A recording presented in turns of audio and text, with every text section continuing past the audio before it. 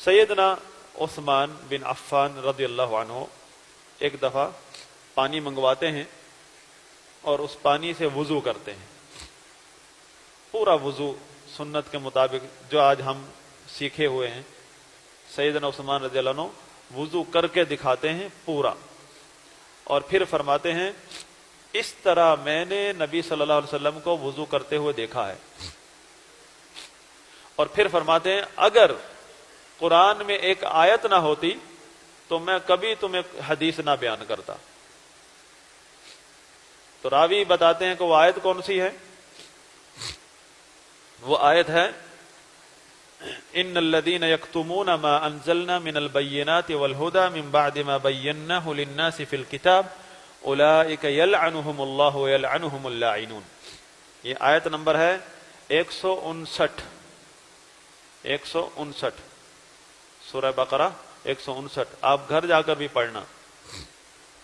سیدنا عثمان رضی اللہ عنہ، اور ایک روایت میں ابو ہریرہ نے بھی اسی آیت کا حوالہ دیا کہ ہم جو حدیثیں بیان کرتے ہیں وہ اس ڈر سے بیان کرتے ہیں جو وعید اس آیت میں آئی ہے کہ جو لوگ چھپاتے ہیں ہماری نازل کردہ بینات کو، جو کہ ہدایت سے بھری ہوئی ہیں، جو ہدایت کی بینات ہیں اور ہم نے کتاب میں ان کو بیان کر دیا ہے، اس کے بعد کوئی شخص ہماری بینات کو چھپاتا ہے، ایسے لوگوں پر اللہ بھی لعنت کرتا ہے اور تمام لعنت کرنے والے لعنت کرتے ہیں، یعنی فرشتے اور اہل ایمان۔ یعنی اللہ کی نازل کردہ ایک دلیل، ایک بینہ، ایک دلیل یا حجت یا آیت کو چھپانا، یہ اللہ اور فرشتوں اور اہل ایمان کی لعنت کا سبب ہے۔ سیدنا عثمان اس ڈر سے فرماتے کہ میں اس ڈر سے حدیثیں بیان کرتا ہوں۔ سیدنا عثمان خلیفہ راشد کا فہم دیکھیں کہ وہ حدیث کو اللہ کی نازل کردہ آیات میں شامل کرتے ہیں، کہ حدیث کو چھپانا اسی طرح جیسے قرآن کی کسی آیت کو چھپانا، دونوں کا وبال ایک ہے کہ اللہ کی لعنت۔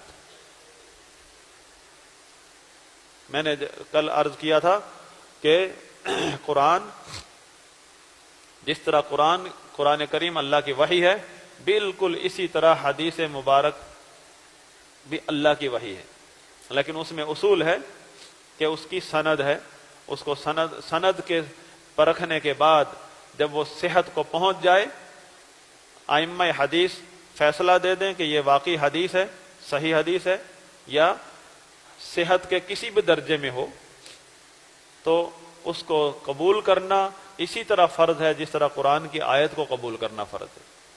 ورنہ جو شخص، یہ تو اس کی وعید ہے کہ جس کو حدیث کا علم اور حدیث کو بیان نہ کرے موقع کے مطابق، اس پر اللہ کی بھی لعنت کرتا ہے، اس کے فرشتے اور اہل ایمان سب کی لعنت اس کو پہنچتی ہے۔ یہ تو اس کے بارے میں۔ اور جو حدیث کو آیت ہی نہ مانے، جو شخص نبی علیہ الصلوۃ والسلام کی حدیث کو وحی کا حصہ ہی نہ مانے، اس پر کیا برسے گا؟ والعیاذ باللہ۔ یہ تو آگے پڑھیں گے، اولئک هم الکافرون حقا، اللہ کا کلام ہے ان لوگوں کے بارے میں کہ حقیقت میں کافر ہیں۔ یہ آئے گی آیت، انتظار کرنا۔ سبحانک اللہم و بحمدک، اشہد ان لا الہ الا انت، استغفرک و اتوب الیک۔